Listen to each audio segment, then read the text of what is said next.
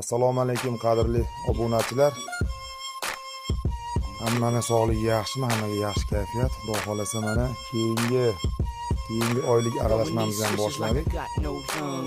Rivojdan aytib o'taman. Makka uni shirot, raps shirot, yirik kepak, kunjara, arpa uni, semichka shirot.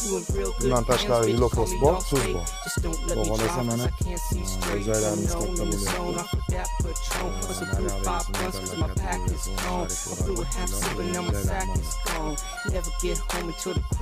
Xudo xolasa hammasini gramga qo'yib, taroziga qo'yib o'lchab, keyingi oylik aralashmamizni tayyorlab olamiz. Hozir solib aralashtirib olgandan keyin xudo xolasa ishlash jarayonini, aralashma jarayonini ko'rsatib o'taman. Kuzatishda davom etinglar. Mol boqish sirlari va bizda boqilayotgan immunizotli mollarimizni boqish jarayonlarini kuzatib boring. Hammanglarga rahmat, sog' bo'linglar. Salomat bo'ling. O, mana asal joyida bu mana. Ko'ryapsizlarmi, necha qavat? Tepamiz ham sal kep aralash ko'rinmay qolibdi. Kalsiychalar turibdi mana. Mana mol boqish shunaqa bo'ladi. Mol boqaman degan yangi qiziquvchilarga taklif mana. Reja.